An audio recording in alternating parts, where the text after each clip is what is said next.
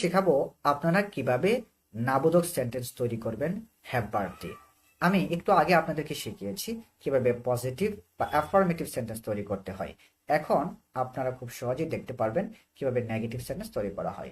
আগে আমরা পড়েছিলাম আই হ্যাভ আ কার, আমার একটি গাড়ি আছে।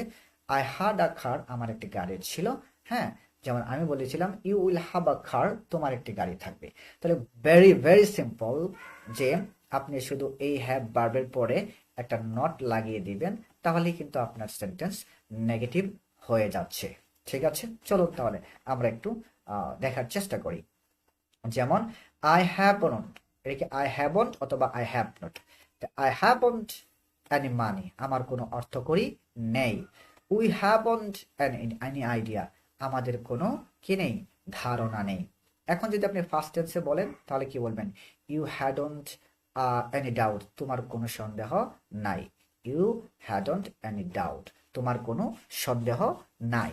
তারপর দেখেন হি সি কোনো ব্যক্তির ক্ষেত্রে শুধুমাত্র হ্যাজ ব্যবহার করা হয়, যেটা আমরা আগেও পড়েছিলাম। তাহলে হি হ্যাজ নট, তাহলে তার কি নাই? He has not any trouble, তার কোনো সমস্যা নেই।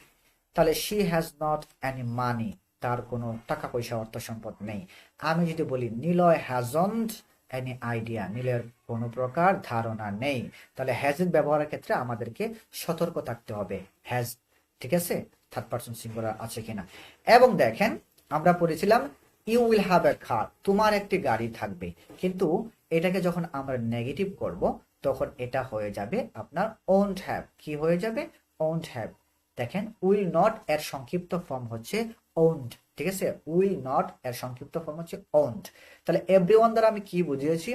উইল নট সবার সাথেই ব্যবহার করা যায়, এইগুলো সবার সাথে ব্যবহার করা যায়। Will have, will not have অথবা ওন্ট হ্যাভ। যদি আমি বলি যে তার কোনো আইডিয়া থাকবে না, তাহলে কি বলবো? হি ওন্ট হ্যাভ এনি আইডিয়া, তার কোনো আইডিয়া বা ধারণা থাকবে না। ঠিক আছে, তাহলে ওন্ট হ্যাভ বা উইল নট হ্যাভ এর সাথে সবাইকে সাবজেক্ট হিসাবে বসানো যায়।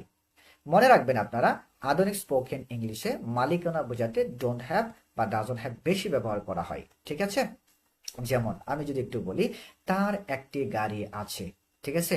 তাহলে কি আমি কি বলেছিলাম বলেন তো? আই হ্যাভ আ কার, আমার একটি গাড়ি আছে।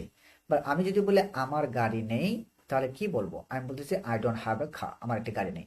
বাট এটা মনে রাখবেন এখন বেশি ব্যবহার করা হয় আই ডোন্ট হ্যাভ আ কার, আমার কোনো গাড়ি নেই। হ্যাঁ, তাহলে আপনি হ্যাভ নট এবং হ্যাজ নটের পরিবর্তে কি বলতে পারেন? আপনি বলতে পারেন ডাজন্ট হ্যাভ, ডোন্ট হ্যাভ।